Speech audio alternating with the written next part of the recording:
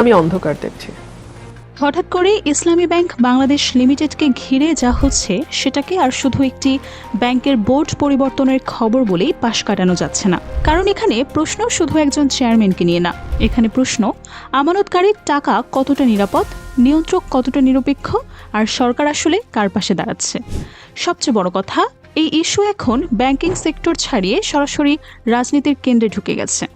কিন্তু প্রশ্ন হচ্ছে, কেন একটি ব্যাংকের চেয়ারম্যান নিয়োগ এত বিস্ফোরক প্রতিক্রিয়া হচ্ছে? কেন গ্রাহক, কর্মকর্তা, রাজনৈতিক দল, এমনকি একই রাজনৈতিক শিবিরের ভেতর থেকেও উদ্বেগের সুর শোনা যাচ্ছে? আর এখান থেকে শুরু হচ্ছে আসল আলোচনা। ইসলামী ব্যাংক বাংলাদেশের সবচেয়ে পরিচিত আর্থিক প্রতিষ্ঠানের একটি। এর গ্রাহক ভিত্তিক বড়, আমানতের পরিমাণ বড় এবং সামাজিক ধর্মীয় আস্থার জায়গাটাও একটু আলাদা। এই ব্যাংকের নতুন চেয়ারম্যান হিসেবে মোহাম্মদ খুরশিদ আলমের নাম সামনে আসার পর থেকেই বিতর্ক শুরু হয়েছে। ব্যাংকের গ্রাহক, কর্মকর্তা, কর্মচারী এবং সমালোচকদের একটি অংশ প্রশ্ন তুলছেন, এই নিয়োগ কি শুধু প্রশাসনিক সিদ্ধান্ত, নাকি এর পেছনে বড় কোনো দখল, রাজনীতি কাজ করছে?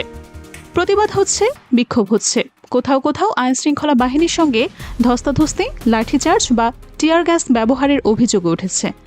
এখানে গুরুত্বপূর্ণ বিষয় হলো, ব্যাংক ইস্যুতে সাধারণত মানুষ এত দ্রুত রাজপথে নামে না। ব্যাংকের বোর্ড মিটিং, চেয়ারম্যান নিয়োগ, ফিট অ্যান্ড প্রপার টেস্ট, এগুলো খুব টেকনিক্যাল বিষয়। কিন্তু যখন এসব প্রশ্নে আমানতকারীর আস্থা নড়ে যায়, তখন সংকট আর টেকনিক্যাল থাকে না, তখন সেটা সরাসরি রাজনৈতিক ও অর্থনৈতিক ইস্যু হয়ে ওঠে। কিন্তু এখানেই বিষয়টা আরও জটিল হয়ে যায়। এই ইস্যুতে সবচেয়ে বেশি আলোচনায় এসেছে দুই ধরনের প্রতিক্রিয়া। একদিকে বিএনপির সাবেক নেত্রী ব্যারিস্টার রুমিন ফারহানের একটি টকশো মন্তব্য করে নতুন করে বিতর্ক উৎসে দিয়েছে। বিভিন্ন মাধ্যমে প্রচারিত সেই বক্তব্যে তিনি ইসলামী ব্যাংক ইস্যু নিয়ে গভীর অস্বস্তি এবং রাজনৈতিক অন্ধকারের ইঙ্গিত দিয়েছেন, এমন দাবি এখন ছড়াচ্ছে। অন্যদিকে জামাত ইসলামী আমির ডক্টর শফিকুর রহমানও কঠোর ভাষায় সরকারকে আক্রমণ করেছেন এবং নিজেকে একজন সাধারণ আমানতকারী হিসেবে তুলে ধরে প্রয়োজনে রাজপথে নামার কথাও বলেছেন, এমন বক্তব্য আলোচনায় এসেছে। এখন এখানে সবচেয়ে গুরুত্বপূর্ণ দিক হলো, এই প্রতিক্রিয়াগুলো কেবল দলীয় অবস্থান না, এগুলো দেখাচ্ছে ইসলামী ব্যাংক ইস্যু এখন 3 স্তরে চাপ তৈরি করছে। প্রথমত আর্থিক চাপ, দ্বিতীয়ত রাজনৈতিক চাপ এবং তৃতীয়ত জন আস্থার চাপ। অর্থাৎ এটি শুধু ব্যাংকের ভেতরের প্রশাসনিক সংকট না, এটি এখন সরকারের সিদ্ধান্ত গ্রহণ ক্ষমতারও একটা পরীক্ষা। আর এখানেই সামনে আসে আরও বড় প্রশ্ন। খুরশিদ আলমকে নিয়ে যেসব অভিযোগ সামনে এসেছে, তার মধ্যে সবচেয়ে আলোচিত বিষয় হলো তার স্ত্রীর নামে একটি ঋণ খেলাপির প্রসঙ্গ। বিভিন্ন রাজনৈতিক বক্তৃতা ও সামাজিক যোগাযোগ মাধ্যমে অভিযোগ করা হচ্ছে, অতীতে একটি ইসলামী ব্যাংক সংশ্লিষ্ট প্রতিষ্ঠানের মাধ্যমে বড় অঙ্কের ঋণ নেওয়া হয়েছিল, যা পরে খেলাপিতে পরিণত হয়। তাহলেও জনমত প্রশ্ন তুলতে পারে, নৈতিকভাবে এই নিয়োগ কতটা গ্রহণযোগ্য? একটি ব্যাংকের শীর্ষ পদে এমন কাউকে বসানো কি ঠিক, যার পারিবারিক আর্থিক স্বার্থ নিয়ে বিতর্ক আছে? কারণ ব্যাংকিং সেক্টরে সবচেয়ে বড় সম্পদ টাকা না, সবচেয়ে বড় সম্পদ হলো বিশ্বাস। আর বিশ্বাস একবার নড়ে গেলে শুধু একটি চেয়ারম্যান না, পুরো প্রতিষ্ঠানই চাপের মুখে পড়ে। আপনার কি মনে হয়, এই ইস্যুতে মূল লড়াইটা আইনি নাকি নৈতিক? ইসলামী ব্যাংকে ঘিরে মালিকানা, শেয়ার নিয়ন্ত্রণ, বোর্ড প্রভাব এবং কর্পোরেট গভর্নেন্স নিয়ে বিতর্ক নতুন কিছু না। গত কয়েক বছরে বিভিন্ন অনুসন্ধানী প্রতিবেদন, আর্থিক বিশ্লেষণ এবং জন আলোচনায় বারবার এস আলম গ্রুপের নাম এসেছে।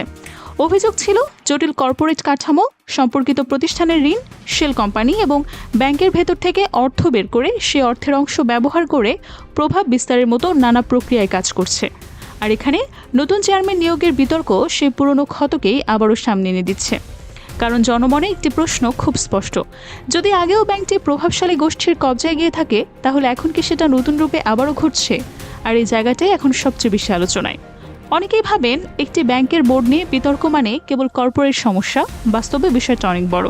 ইসলামী ব্যাংকের মতো বড় প্রতিষ্ঠানে আস্থা সংকট দেখা দিলে প্রথম ধাক্কা আসে আমানতে।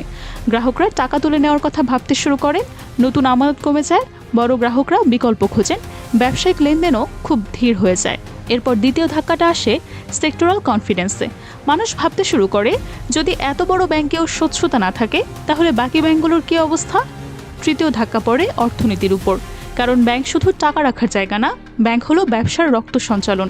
যদি বড় একটি ব্যাংক দীর্ঘ সময় বিতর্ক, আন্দোলন, প্রশাসনিক অস্থিরতা আর গ্রাহক অনাস্থার মধ্যেই থাকে, তাহলে ঋণ প্রবাহ, বাণিজ্যিক অর্থায়ন, এলসি, শিল্প ঋণ, সব জায়গায় এর প্রভাব পড়তে পারে। বিশেষ করে যারা শরিয়া ভিত্তিক ব্যাংকিং পছন্দ করেন তাদের জন্য এটি আরও সংবেদনশীল, কারণ এখানে আর্থিক আস্থা অনেক সময় আদর্শিক আস্থার সঙ্গেও যুক্ত থাকে। কিন্তু এখানে প্রশ্ন ওঠে, রাজনৈতিক লাভ কার? এই সংকট থেকে রাজনৈতিকভাবে তিন পক্ষ লাভ বা ক্ষতির মুখে পড়তে পারে। প্রথমত, সরকার। যদি সরকার দ্রুত, স্বচ্ছ এবং গ্রহণযোগ্য সমাধান দিতে না পারে, তাহলে এই ইস্যু একটি ব্যাংকের সমস্যা থেকে ক্ষমতার অপব্যবহার তকমা পেয়ে যেতে পারে। সরকার বিরোধীরা সেটাই চাইবে। 2, বিরোধী দল এবং ইসলামপন্থী শক্তি। যদি ইস্যু আমানতকারী অধিকার আন্দোলনে পরিণত হয়, তাহলে এটি বড় রাজনৈতিক পুঁজি হয়ে যেতে পারে, কারণ তখন আন্দোলনের ভাষা হবে না শুধু দলীয়, হবে আমাদের টাকার নিরাপত্ত। তৃতীয়ত, ব্যাংকিং সেক্টরের প্রভাবশালী গোষ্ঠী। যদি বিতর্কের মধ্যেও বোর্ড নিয়ন্ত্রণ টিকে যায়, তাহলে সেটা হবে শক্তিশালী গোষ্ঠীর জয়। কিন্তু যদি জনচাপের সম্মুখে সিদ্ধান্ত বদলাতে হয়, তাহলে বার্তা যাবে সব সিদ্ধান্ত জোর করে টিকিয়ে রাখা যায় না। অর্থাৎ এই লড়াইটা শুধু একটা পথ দিয়ে না, এর প্রভাব বনাম আস্থা, এই দুইয়ের সংঘর্ষ।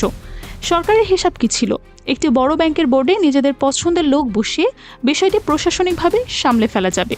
যদি সেটাই হয়, তাহলে হয়তো তারা এই ইস্যুর সামাজিক গভীরতা বুঝতে পারেনি। কারণ ইসলামিক ব্যাংক শুধু একটি আর্থিক প্রতিষ্ঠান না, এটি একটি নেটওয়ার্ক।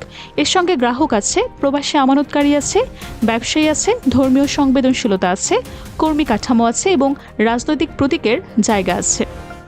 এ ধরনের প্রতিষ্ঠানের সিদ্ধান্ত নিলে শুধু আইন মেনে নিলেই হয় না, অপটিক্সও গুরুত্বপূর্ণ। জনমনে সেটি কেমন দেখাচ্ছে, সেটাই কখনো কখনো বেশি বড় হয়ে ওঠে। আর এখন সেই অপটিক্স সরকারের বিপক্ষে যাচ্ছে এমন ধারণা দ্রুত ছড়াচ্ছে। যদি দ্রুত সমাধান না আসে, তাহলে অন্তত 5টি ঝুঁকি সামনে আসছে। প্রথমত, আমানতকারী আস্থার আরও অবনতি। বিক্ষোভ দীর্ঘ হলে লোকজন টাকা সরাতে যাবে, এতে লিকুইডিটি প্রেশার অনেক বেশি বেড়ে যেতে পারে। দ্বিতীয়ত, আইনি লড়াই। চেয়ারম্যান নিয়োগ, বোর্ড গঠন, ফিট অ্যান্ড প্রপার মানদণ্ড, এসব নিয়ে আদালতমুখী লড়াই বাড়তে পারে। তৃতীয়ত, রাজনৈতিক মোবিলাইজেশন। জামায়াত বিরোধী শক্তি, এমনকি সরকারপন্থী ভেতরের অসন্তুষ্ট অংশ, সবাই ইস্যুকে ব্যবহার করতে পারে। চতুর্থত, নিয়ন্ত্রকের বিশ্বাসযোগ্যতা ক্ষয়।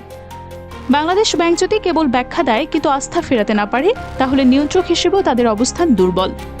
5 নম্বরে রয়েছে সিস্টেমিক সিগন্যাল। একটি ব্যাংকের সংকট অন্য ব্যাংকের গ্রাহককেও চিহ্নিত করতে পারে, এটাই সবচেয়ে বিপজ্জনক। ইসলামী ব্যাংক ইস্যু এখন শুধু একটা নিয়োগ বার্তা না, এটি এখন হয়ে উঠেছে একটি পরীক্ষা। সরকার কাকে রক্ষা করছে, নিয়ন্ত্রক কাকে বিশ্বাস করছে, আর মানুষ কাকে বিশ্বাস করবে। পরবর্তী কয়েকদিন সেদিকেই সবার নজর থাকবে। এই পুরো ঘটনাকে আপনি কিভাবে দেখছেন? এটি কি সত্যি ব্যাংক দখল রাজনীতির আরেক অধ্যায়, নাকি অতিরঞ্জিত রাজনৈতিক প্রচার? সরকার কি এই সংকটে সময় থাকতে থামবে, নাকি এটিকে এমন একটা জায়গায় যেতে দেবে যেখানে অর্থনীতি আর রাজনীতি দুই দিকেই এর দাম দিতে হবে? আপনার মূল্যবান মন্তব্য কমেন্টে জানাতে ভুলবেন না। ধন্যবাদ সঙ্গে থাকার জন্য।